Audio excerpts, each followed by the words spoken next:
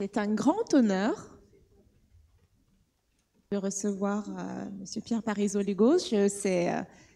Ça faisait longtemps que je rêvais de le rencontrer. Ça fait un peu partie des personnes que vous lisez comme ça, dont on voit le nom sur plein d'articles et finalement on se demande si c'est des vraies personnes au bout d'un moment. Mais oui, il existe pour de vrai. Et nous avons la chance de le recevoir aujourd'hui. Donc Pierre Parisot-Legos est professeur d'université du Québec en Outaouais. Il travaille sur des thématiques de psychiatrie légale, d'éthique clinique, d'analyse des politiques sociales en santé mentale. Il est également co-directeur du Centre de recherche de Montréal sur les inégalités sociales et les discriminations. Et je vais le laisser faire sa présentation. Merci. Merci à toi, c'est un plaisir partagé. Merci à vous de l'accueil également. Merci de me faire profiter de 2 semaines de printemps précoce. J'en suis extrêmement reconnaissant, tout comme le fait de présenter après le café. Je suis très heureux de présenter après ma collègue Pascal également, parce que vous allez voir qu'il y a des liens qui peuvent être tissés entre nos présentations. Ce qui m'intéressait de faire avec vous, c'est en fait de discuter de ce qui nous anime en fait comme chercheurs dans notre positionnement vis-à-vis de la recherche participative et de vous parler plus précisément d'un projet de recherche que nous avons mené et qui a également des implications sur la pratique clinique. Je vais vous expliquer un peu pourquoi. Donc, c'est dans toute notre compréhension du concept que nous, on appelle le concept d'allié en santé mentale. On a souhaité aborder le concept selon une perspective beaucoup plus éthique dans l'objectif, en fait, d'informer les pratiques, à la fois des pratiques de recherche, mais également les pratiques d'intervention en santé mentale. Et là, je réalise que est-ce qu'il y a un dispositif pour... Ah, super, merci. Merci beaucoup. Super, donc posture d'allié en soins infirmiers psychiatriques, principe, usage, limite pour la transformation des pratiques d'intervention. Donc, c'est vraiment de faire le pont entre la recherche et la pratique. Moi, je m'intéresse dans mes recherches beaucoup à l'agentivité du personnel soignant. J'ai une formation également en droit, donc je m'intéresse à la mise en œuvre du droit ou à la question des droits humains en santé mentale, mais toujours dans une perspective d'appropriation des normes, de contournement, de justification, de contestation. Et c'est un peu aussi ce qui informe les travaux que vous allez avoir devant vous aujourd'hui. Donc, grosso modo, on ira vraiment aborder de front le concept d'allié en expliquant un peu ses fondements définitionnels. Je vais vous expliquer aussi ce qui est à l'origine de ces questionnements-là dans mon laboratoire à moi, dans les recherches que je fais. Vous expliquer un peu parce qu'évidemment, je suis un chercheur, donc la méthodologie, ma partie préférée, et vous. Et donc d'expliquer un peu comment on a procédé en fait à l'analyse du concept par l'intermédiaire de ce qu'on appelle une revue de la portée des écrits. Et ensuite de ça, ça sera vraiment d'aller dans la substance du concept afin de répondre aux objectifs du projet, de déterminer quels sont les usages du concept sur le plan pratique, qu'est-ce qu'on peut en tenir sur le plan des qualités des acteurs et qu'est-ce que ça nous dit en fait sur l'état des pratiques et sur à la fois les opportunités et les risques que ce concept nous amène quand on aborde peut-être plus la situation d'une manière réflexive. Donc, si moi, par exemple, je me décris comme un allié, quelles en sont les implications? Est-ce qu'on est simplement dans une performance ou dans un enjeu performatif ou on est ailleurs? Et si on est ailleurs, on est où exactement? Donc, on va aller voir un peu ça en s'intéressant vraiment au régime d'action. Donc, je ne parle pas ici nécessairement d'un régime d'engagement, mais plus d'un registre d'action qui informe la posture de l'allié dans ce qu'on a été capable de retracer dans la recension des écrits comme étant les actions d'engagement. Et donc, pourquoi est-ce que nous avons décidé d'étudier le concept aujourd'hui donc en soins psychiatriques? Le concept, en fait, l'idée est partie beaucoup de ce que j'appelle dans mon laboratoire des projets un peu risqués, des projets pilotes informels. Il y en a un par année. J'invite les étudiants puis nos collaborateurs à ce qu'on réfléchisse ensemble à des projets qui sont un peu nouveaux, qui nous permettent d'avoir une flexibilité dans notre réflexion. Et ça a été un peu le projet qui a émergé là, dans les dernières années. D'ailleurs, Marie-Claude Jacques de l'Université de Sherbrooke qui collabore également. Je la salue. Je salue tous mes étudiants également qui collaborent, Clara, Vincent, Christine. Et ce que j'ai remarqué, en fait, c'est que dans les étudiants qu'on supervise, qui sont également des cliniciens ou des praticiens, ce questionnement-là est hyper important. C'est-à-dire que vous avez des étudiants qui ont une connaissance intime de leurs objets de recherche, qui souhaitent être des alliés et qui se retrouvent dans une position où on est un peu à risque de complaisance au niveau des biais scientifiques, dans un engagement émotif envers l'objet de recherche, engagement qu'on ne souhaite pas nier, mais on souhaite évidemment accompagner les étudiants dans une compréhension qui est globale de leurs problématiques, qui est objective dans la mesure du possible, mais en faisant en sorte que l'étudiant aussi ne s'oublie pas. Et donc, il y a plusieurs étudiants qui, eux, s'intéressaient par exemple aux pratiques coercitives en santé mentale dans une perspective critique, qui se sentaient en fait extrêmement inconfortables à l'idée d'étudier un sujet pour lequel ils avaient un statut d'observateur, également un statut expérientiel, mais sur le plan clinique en fait. Donc, ils ont participé à l'implantation de ces mesures-là, ils souhaitent les étudier, ils souhaitent également changer les pratiques. Et là, on se retrouve en fait à négocier cette position-là d'une manière qui parfois peut amener des tensions. Et c'est ces tensions-là qui sont à l'œuvre et qu'on souhaite étudier en fait. Donc, l'idée générale a émergé de ce constat-là. Il y a également, de mon point de vue du moins, il y a des grosses limites à l'éthique conventionnelle en soins. En Amérique du Nord, on a beaucoup l'approche par principe. La principale critique qu'on formule à cette approche-là, c'est qu'en fait, le principe d'autonomie va absolument supplanter tout. Ce qui fait en sorte que, est-ce qu'on est encore vraiment dans une approche par principe quand finalement, il y a un seul principe cardinal qui, bien que ce ne soit pas écrit, souvent est informellement supérieur aux autres. Le déontologisme également présente quelques limites. On a également l'éthique de la vertu qui nous incite à éviter différentes qualités des acteurs, mais qui encore là n'a jamais été informé par les débats actuels et par l'émergence du concept d'allié, en fait, qui se situe dans un moment socio-historique très précis qu'on va voir dans les prochaines diapositives. Et il y a également un débat scientifique qui concerne spécifiquement ce concept en soins psychiatriques, où on remarque en fait une dénaturation possible du concept, un élagage de ses bases politiques, qui est en soi problématique. Et on a souhaité donc aller faire une analyse plus approfondie de ce débat-là pour ajouter une pierre à l'édifice. Et donc, ce qu'on doit savoir du concept de la posture d'allié, c'est que le concept comme tel, ou du moins ses fondements, va émerger au tournant des années 60 dans le mouvement des droits civiques américains, donc 60 et plus. Il sera plus formellement implanté au sein des campus universitaires américains au tournant des années 90-2000. Et la posture, si on la résume très sommairement, c'est de dire que les groupes dominants doivent utiliser leurs privilèges au bénéfice des groupes marginalisés. Donc, on est ici dans des enjeux de justice distributive qui impliquent donc que des personnes telles que moi, comme chercheurs, prennent conscience de leurs privilèges, de leurs pouvoirs et s'attardent à consacrer des énergies pour créer des espaces de discussion, de délibération, de recherche, de création des savoirs qui, dans la mesure du possible, vont diminuer les différentiels de pouvoir et éventuellement combattre les dynamiques d'oppression. Cette citation-là, j'aime beaucoup. Elle est souvent attribuée à la militante australienne Lila Watson. Quand on l'interroge là-dessus, elle nous dit que la citation est issue d'un travail collectif, mais si je peux me permettre de la traduire, c'est de dire que si vous êtes venu pour m'aider, vous perdez votre temps. Mais si vous êtes venu parce que votre libération est intimement liée à la mienne, alors on peut peut-être travailler ensemble.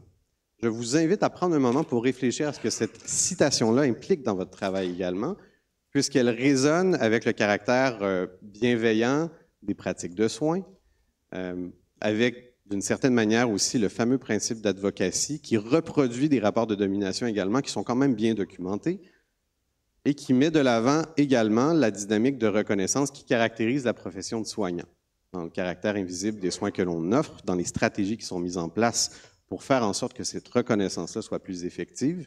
Est-ce qu'ici, on est encore dans une posture bienveillante d'aide à autrui, ou alors on est capable de se déplacer dans une dynamique où cette aide qui est fournie est avant tout un acte de solidarité, une reconnaissance de sa différence, des pouvoirs, de notre positionnement, dans une perspective d'émancipation collective. Alors, je trouve que cette citation-là, pour moi, elle est très puissante, parce qu'elle veut dire beaucoup de choses à propos des mouvements d'émancipation, mais elle peut également y résonner à l'intérieur même du métier de soignant. Et donc, le développement comme tel du concept ou de la posture d'allié, ça a concerné dans un premier temps le soutien à la reconnaissance des droits des femmes, des personnes issues de minorités sexuelles et culturelles dans les campus universitaires pour ensuite être élargi à plusieurs autres groupes confrontés à l'oppression. Et ce n'est en fait que tout récemment que certains auteurs en sont venus à qualifier la profession ou la discipline infirmière comme étant une alliée naturelle. C'est là en général que moi je commence à ruminer puis faire vraiment. Et c'est là généralement qu'on a des projets de recherche très intéressants qui nous mènent ici, ce matin. Et donc, est-ce que vraiment les soignants en psychiatrie peuvent être considérés comme des alliés naturels? Cette affirmation-là, en soi, doit être problématisée de différentes manières. D'abord, il faut aborder l'épineuse question de la subordination par indifférenciation. Dans mon laboratoire, en fait, on a beaucoup étudié la disparition progressive des infirmières offrant de la psychothérapie, puisque infirmiers et travailleurs sociaux en offraient, parfois dans l'ombre des institutions. Et tranquillement, on a vu une professionnalisation de cet acte-là, une formalisation de l'acte et même un degré d'expertise qui va toujours en augmentant, de sorte que actuellement, les infirmières de santé mentale, pour pratiquer la psychothérapie, il y a des standards qui sont extrêmement élevés. Et donc, si les infirmières n'offrent pas de psychothérapie et si elles offrent quoi en fait, au-delà de la médication?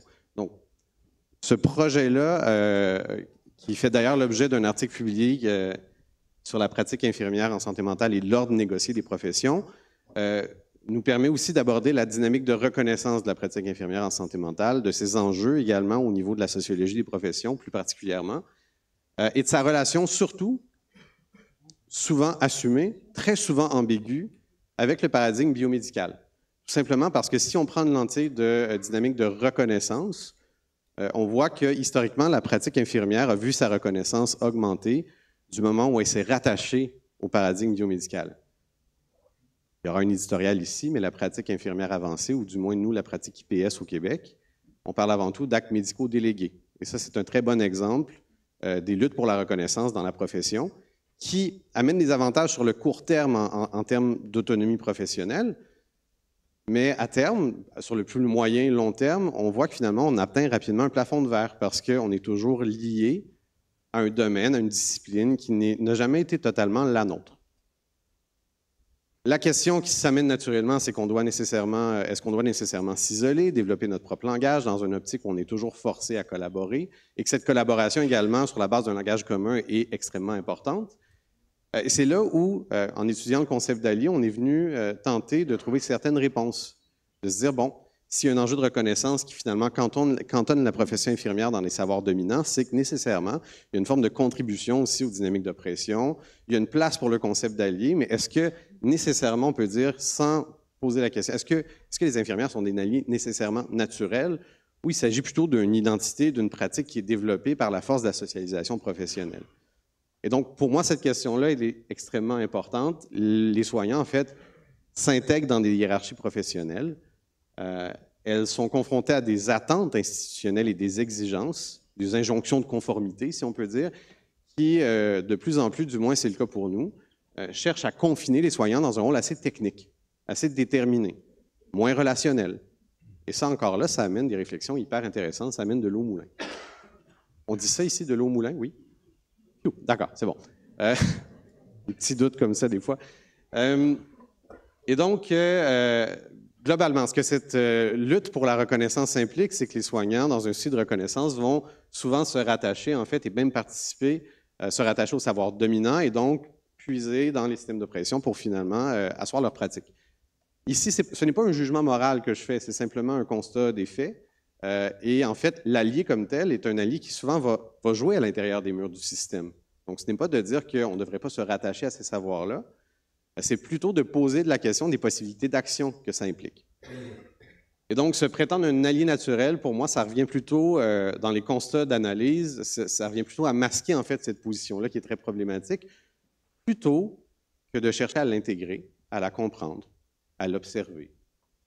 Et finalement, à tolérer l'ambiguïté qu'elle implique et les possibilités d'action qu'elle peut créer si on prend le temps, en fait, de comprendre ses principes. Il y a également la question de l'agenda poursuivi par les soignants, mais quand je vous ai beaucoup parlé de reconnaissance, je pense qu'ici, je ne reviendrai pas nécessairement là-dessus, mais dans une démarche d'émancipation collective, il faut également, par solidarité, que cet agenda-là soit partagé.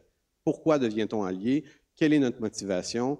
Est-ce qu'on est allié tout simplement par convenance, parce que finalement, c'est un mot qui est à la mode, parce qu'on souhaite en fait masquer une forme d'inconfort, ou on est allié parce qu'on se rattache à un système de valeurs spécifique qui informe nos actions? Et donc, dans la méthodologie, on a donc cherché à comprendre tous ces enjeux-là en réalisant une revue de la portée, sans restriction temporelle, puisque le concept est assez récent en soins psychiatriques, et non dans les autres domaines. On n'a pas la prétention d'avoir créé quelque chose ici, mais plutôt d'essayer de le capter dans notre domaine qui est la santé mentale et les soins psychiatriques. Au sein de 6 bases de données là, internationales que vous connaissez sans doute, là, donc Érudit, Cairn, Medline et compagnie, donc, qui ont été croisées en fait pour la collecte des données. On a considéré en fait tous les types d'écrits scientifiques. On n'avait pas non plus, on ne cherchait pas à identifier nécessairement des mesures du concept d'allié, mais plutôt la compréhension puis l'usage de ce concept-là dans la littérature. Alors les écrits qualitatifs, quantitatifs, mixtes, les écrits de synthèse, de discussion, tout ça est intégré. Moi, je suis une personne très désorganisée dans la vie, j'adore intégrer tout, et c'est ensuite que l'anxiété arrive. Mais dans ce cas-ci, ça a bien été quand même. C'était quand même assez enrichissant et qui portait spécifiquement sur la posture de l'allié ou le concept dans les soins psychiatriques, sans égard nécessairement à la profession d'infirmière comme telle. On a quand même été assez flexible. Et donc, bien évidemment, par respect pour la thématique de la conférence, mais aussi parce que c'est fondamental d'en discuter, le projet a été développé en fait en partenariat avec une personne experte par expérience avec qui moi je travaille dans le quotidien des cours que l'on offre. Et si je me permets en fait de reprendre le modèle de Montréal, dans mes recherches, moi je suis beaucoup plus dans des recherches de nature collaborative que j'assume pleinement. Et j'ai toujours considéré que les projets de recherche peuvent venir à la fois du haut et du bas. L'important, c'est d'identifier un terrain de jeu dans lequel le travail d'équipe se réalise à partir des forces de chacun. Et donc, c'est cette négociation-là qui devient intéressante. Alors, je me rappelle d'un matin en disant, bon, moi, ce projet-là, il m'intéresse. Est-ce que ça résonne pour toi ou pas? La première réponse a été, ah oui, ça résonne, effectivement. Il y a vraiment matière à réfléchir là-dessus. La deuxième question, ça a été, c'est quoi les possibilités d'action en termes de financement que ma collègue a quand même très bien décrit. Il y a des contraintes au financement à considérer en termes de contribution. La contribution philosophique, mais également la contribution intellectuelle, puis la contribution effective reconnue dans les règles d'autorat, notamment. Et donc, ça a été de discuter de ça pour justement de voir, bon, le terrain de jeu, il se situe où exactement là-dedans et quel dispositif on peut mettre en place qui correspond à la possibilité réelle pour la personne experte par expérience de collaborer, à ce qui la motive, à ce qui fait sens pour elle, sans rentrer dans l'instrumentalisation, en respect également des capacités, des attentes, des valeurs qui doivent la motiver également et qui font sens avec son travail et avec le mien également, pour enfin venir à une entente de collaboration. Ça s'est soldé globalement par 3 temps de recherche où la collaboration s'est soldée dans la formulation de la stratégie de recherche, dans l'analyse des données et dans les prochaines semaines, en fait, la validation finale, puisqu'on est encore à l'état d'analyse. Jusqu'à là, ça va? Parfait. En ce qui concerne l'état des écrits, donc le résultat des courses, comme on dit, on a un échantillon global de 160 participants quand on fait le décompte de l'échantillonnage des écrits. On s'est intéressé en fait à la composition de l'échantillonnage pour savoir, bon est-ce que la posture alliée, ce n'est qu'une discussion théorique faite par des chercheurs dans leur tour d'ivoire, ou alors on est dans une pluralité de perspectives plus ou moins intégrées à la littérature scientifique. Et donc on a ici 43 personnes qui s'identifiaient comme patients, 63 personnes qui s'identifiaient comme alliés, 8 personnes avec un double statut, donc des gens qui finalement portaient plusieurs masques. Et cette thématique-là était également apparue intéressante à considérer dans les usages du concept. Et 46 personnes dont le statut était indéterminé, notamment parce qu'on avait des entrevues de groupe, des méthodes de collecte de données qui finalement ne permettaient pas de capter la nature de la participation. Une très grande, et ça c'est le point rassurant, une très grande majorité des écrits implique la participation de personnes premières concernées, donc 15 écrits sur le total des 17. Là où le bas blesse un peu, c'est que sur le total de 17 écrits, il y en a 6 qui viennent, en fait, qui semblent issus du même projet. Donc déjà là, ça réduit beaucoup l'échantillonnage et qui sont issus d'une équipe australienne. Donc on a 15 articles en provenance de l'Australie, un article des États-Unis, un article de la Nouvelle-Zélande. Dans les disciplines, 10 articles viennent des sciences infirmières, un de la psychologie, 6 du travail social. Et dans les devis de recherche utilisés, on a principalement des analyses thématiques, une théorisation ancrée, une recherche-action. Donc très peu de recherche-action quand même, malgré le caractère très politique et transformatif du concept. Une recension des écrits, 2 discussions. Dans les apports théoriques, il y a 11 articles en fait qui n'avaient aucun apport théorique.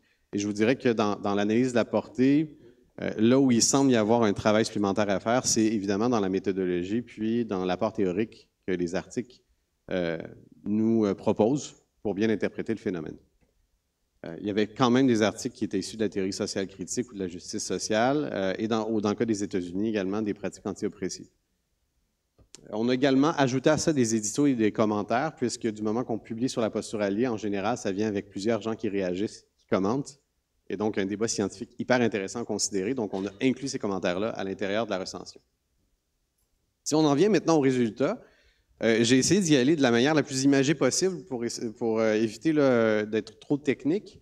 Mais ce qu'on voit, c'est que quand on essaie d'identifier la portée de la posture d'allié, on est incapable de la situer dans un degré qui est uniquement individuel, uniquement interpersonnel, uniquement structurel. En fait, ce qu'on voit, c'est que la posture d'allié, c'est une posture qui fait état d'un processus qui commence par une sensibilisation à ses propres privilèges, donc qui part dans l'individuel, mais qui doit se traduire ensuite de ça par une série d'actions qui peuvent à la fois être dans l'interpersonnel, dans le fait d'amener une sécurité relationnelle dans les relations, par exemple, et qui peut également toucher le structurel dans la mesure où ce qu'on souhaite changer, ce sont les structures qui participent aux expériences d'oppression.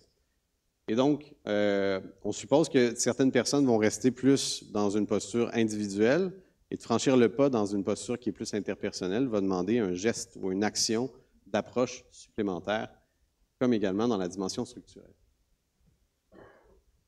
Il y a également un jeu du rôle ou des règles du jeu qui semblent en place. Moi, j'utilise beaucoup les théories interactionnistes dans mes travaux. Dans certaines études, il y a des soignants qui ont également une expérience vécue en santé mentale. Et donc, ça pose toute la question de dire, bon, ben ici, est-ce que c'est des alliés? Est-ce que c'est des experts par expérience? Qui sont-ils? En même temps, on pose la question, mais est-ce que c'est vraiment nécessaire d'y répondre? Nous, on a souhaité plutôt analyser la question en termes de différentiel de pouvoir. C'est de dire, bon, ben, si la personne s'exprime en tant que soignant, c'est qu'elle va faire un certain appel de privilège issu de sa position de soignant, qui est en soi une forme de reconnaissance qui amène une relation de pouvoir différente que si on s'exprime en portant le masque de la personne experte par expérience. Par contre, si je fais le bilan de mes années de recherche, des activités de supervision que je fais et des collaborations que j'ai, souvent les soignants nous disent que l'expérience propre des problématiques de santé mentale, va avoir été motivateur également pour le fait de devenir soignant. Donc, on ne doit pas nécessairement l'ignorer, mais on doit plutôt comprendre ses limites, ses opportunités dans le cadre de la posture d'allié. Et donc, c'est là où finalement on ne peut pas se limiter à dire, ben voilà, il y a un double statut qui existe, on doit le tolérer. Je pense qu'on doit plutôt questionner en fait les principes qui sont derrière la posture, si vraiment les gens se décrivent comme des alliés, puis également les qualités qui sont recherchées par les acteurs, puisque ces qualités-là, ils sont assez prédominantes dans la littérature qu'on a identifiée. Donc, la question des privilèges, pour nous, ça a été un peu le point focal de dire que la question, ce n'est pas une question de remettre en question un statut, mais c'est de savoir quels privilèges sont mobilisés si un statut en particulier est appelé. Et donc, dans les principes, on est arrivé à isoler, si on peut dire, 3 principes généraux qui semblaient être assez transversaux aux écrits qui ont été collectés. Donc, quand les personnes font appel au concept d'allié ou se décrivent comme alliés, en général, ce qu'on retrouve, ce sont des principes généraux associés à la redistribution du pouvoir, donc à l'équilibrage des dynamiques de pouvoir par celles et ceux qui sont titulaires de privilèges particuliers, hein, qui les redistribuent.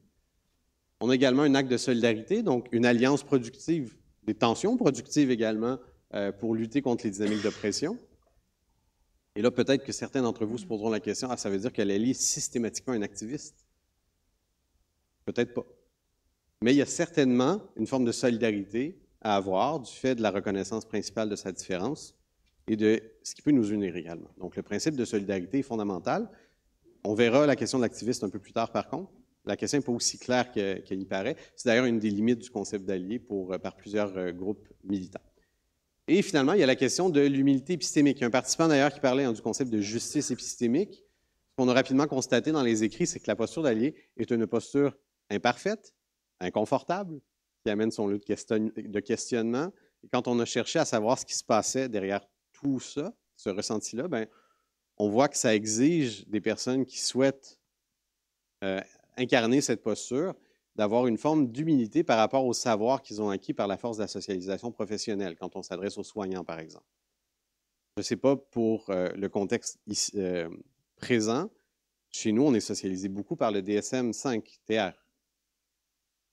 En soi, en termes d'humilité épistémique, C'est peut-être pas une recette complète, il manque un peu de sel.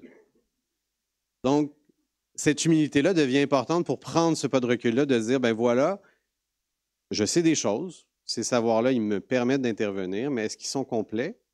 Non. Est-ce qu'ils sont dominants? Certainement, du fait de la socialisation professionnelle et pour les raisons que j'ai expliquées.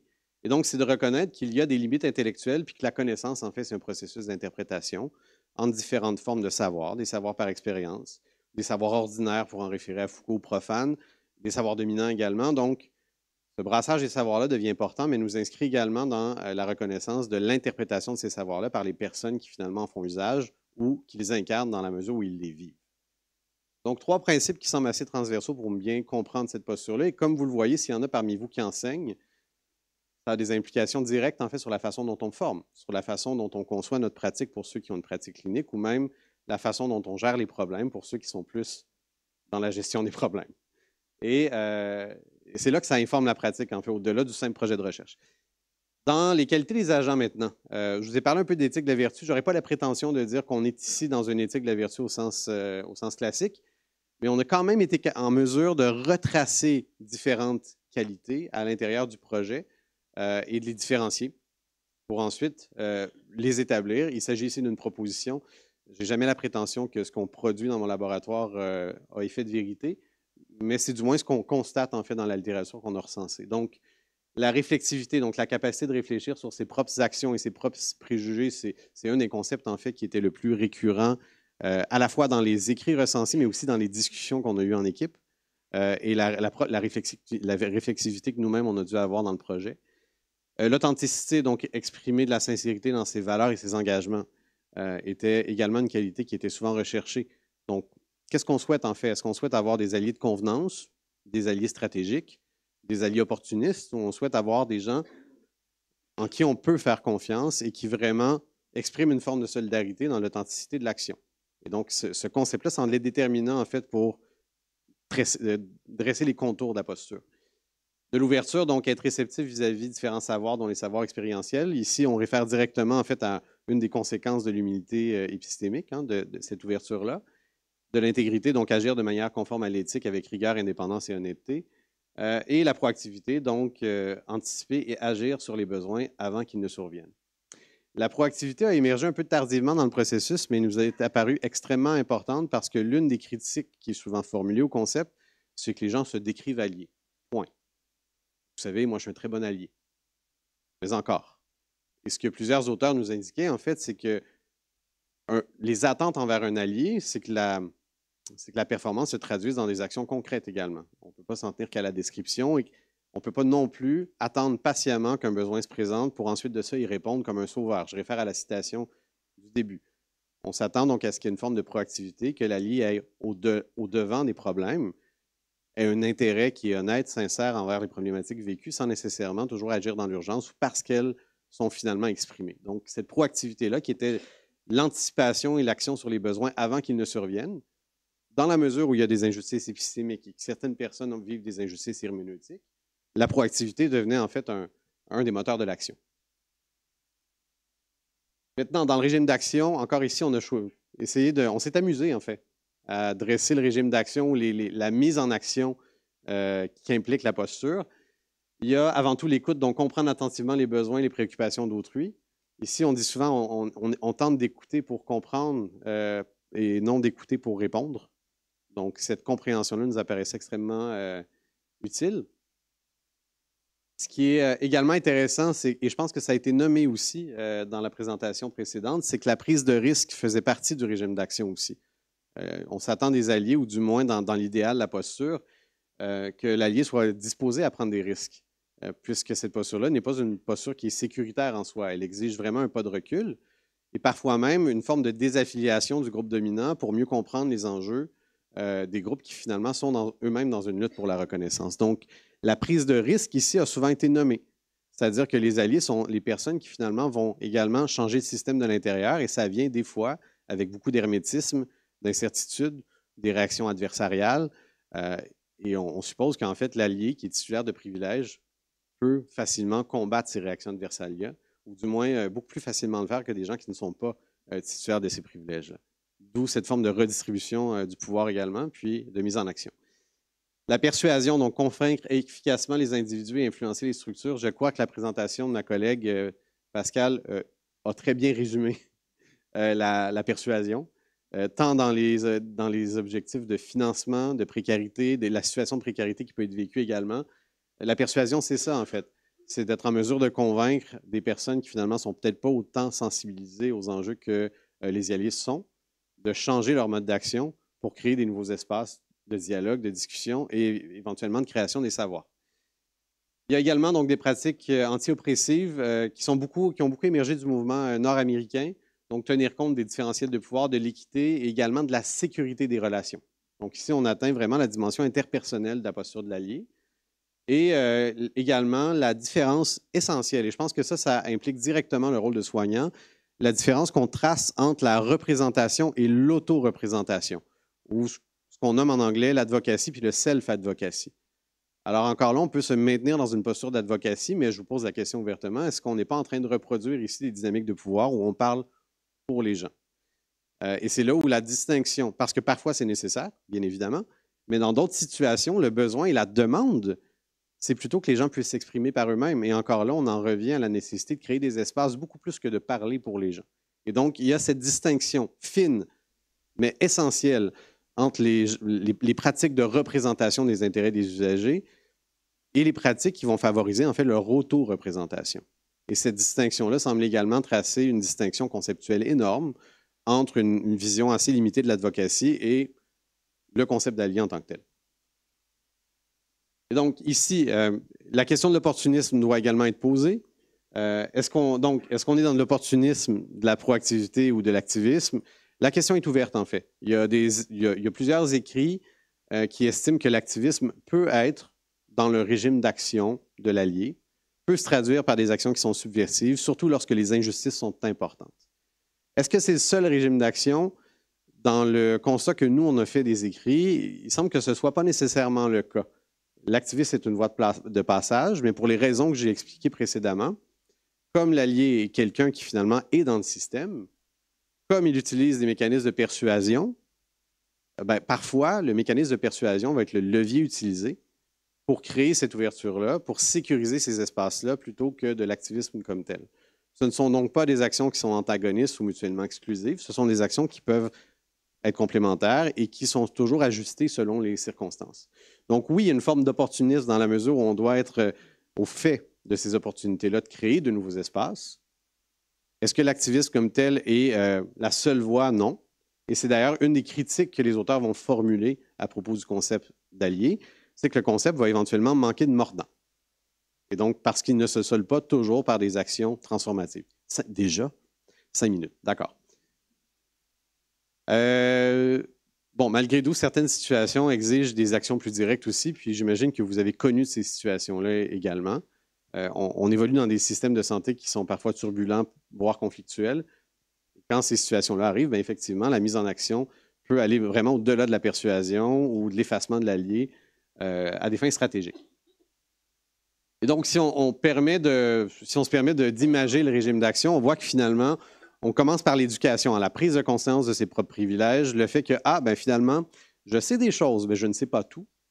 Et ma pratique peut être enrichie par des connaissances diverses.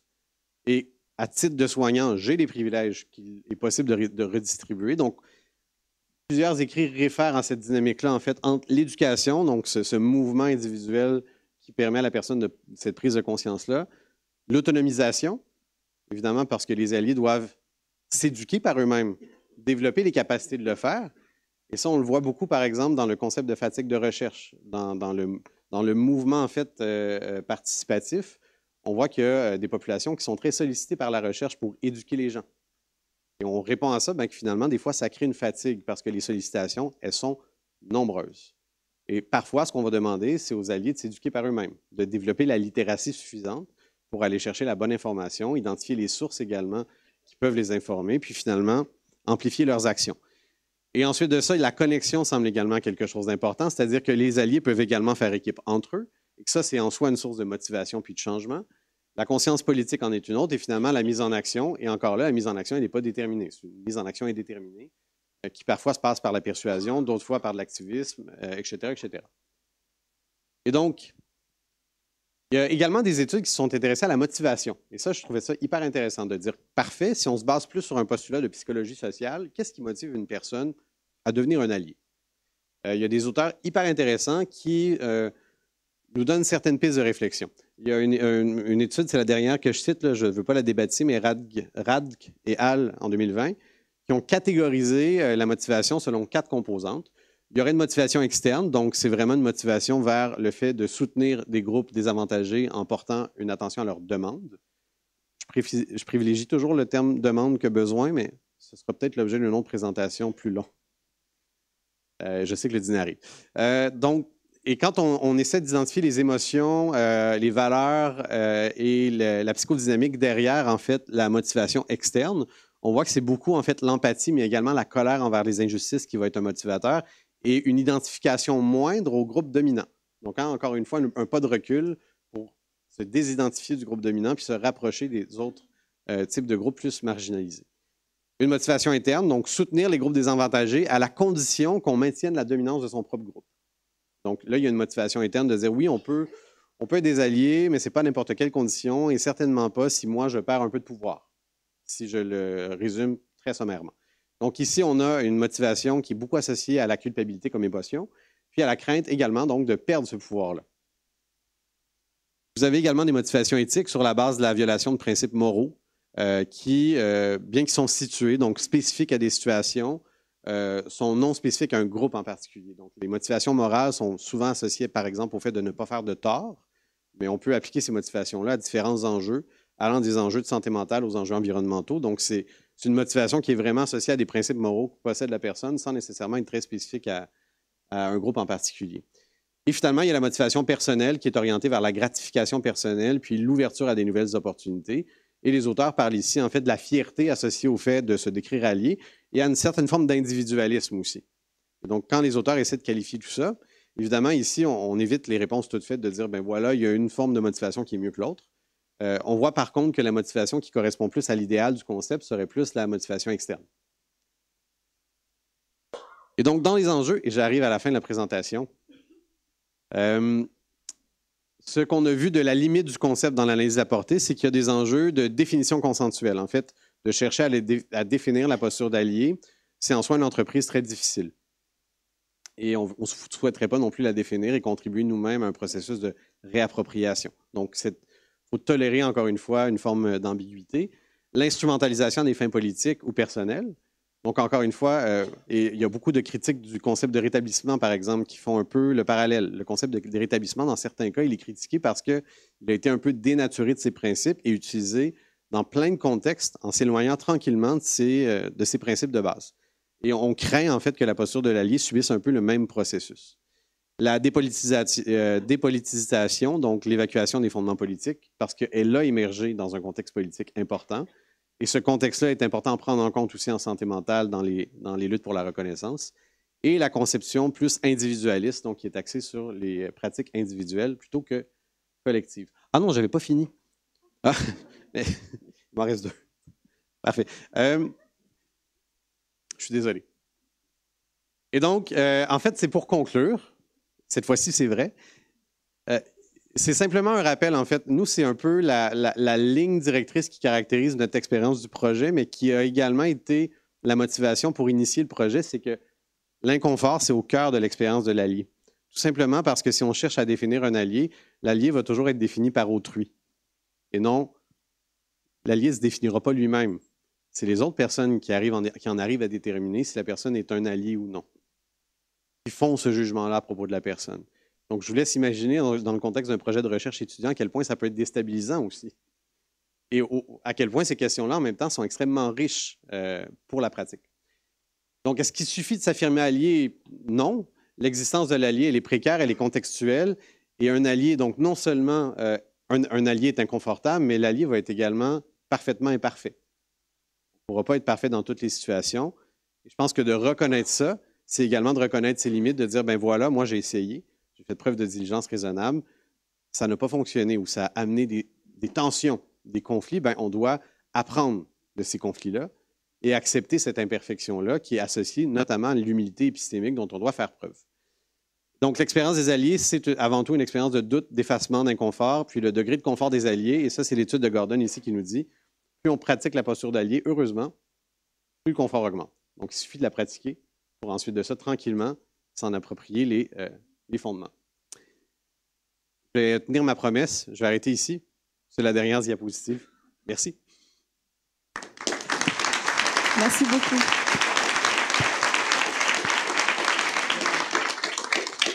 Tu peux garder le micro.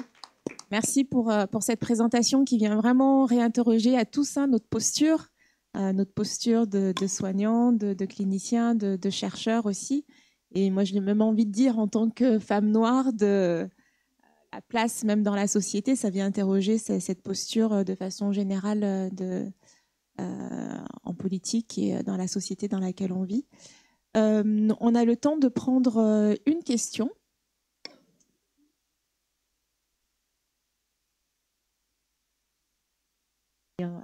La question. Deux questions, parce que je sens que la personne qui va poser la question va sentir la pression. Est-ce que... Alors moi, je vais parce que moi, j'en ai plein des questions. Donc là-bas, est-ce qu'on peut passer un micro ?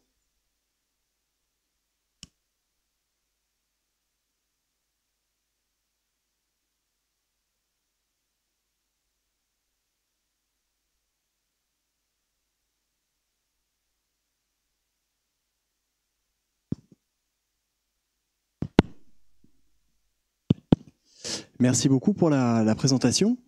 Moi, j'avais une question justement par rapport à cette hiérarchisation entre demande et besoin. J'imagine que l'allié se positionne aussi en faveur plutôt de la demande. Point d'interrogation, je ne sais pas. Ça dépend toujours de la perspective, dans mon cas sociologique, dans lequel on lit la question. Pour moi, le concept de besoin, en fait, dans le contexte de clinique, fait toujours l'objet d'une certaine interprétation. Et c'est souvent rattaché directement à ce que nous, on juge comme étant les besoins de la personne. Alors que si on s'intéresse, par exemple, à la troisième génération de l'École de Francfort sur les théories de la reconnaissance, on voit que finalement, c'est beaucoup plus les demandes de reconnaissance qui sont importantes et qu'on doit être sensible, en fait, à ces demandes-là. Ce ne sont pas nécessairement des demandes qui sont formelles, mais ça fait partie, en fait, de ce qu'on doit appréhender et qui me semble, pour répondre à la question, plus intéressant en termes conceptuels que le besoin comme tel, puisque souvent, il est interprété d'une manière, et c'est une manière assez hiérarchique. Le soignant détermine le besoin à partir de ce qui est demandé. Pour moi, c'est assez insuffisant. Je ne sais pas si je réponds à la question. Parfait. Merci. Moi, j'aurais une petite question. Je m'autorise. Parce qu'on parle de ce renversement de rapport, de pouvoir. Et finalement, je me dis, est-ce que finalement, les personnes concernées peuvent être les alliés des infirmiers ?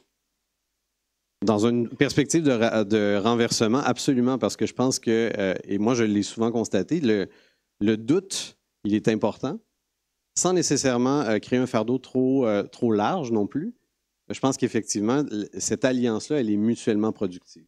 C'est un geste de solidarité, ce n'est pas un mouvement qui est unidirectionnel. Puis dans certains cas, en fait, ce renversement-là, à mon avis, est tout à fait possible. Merci beaucoup. Merci à vous.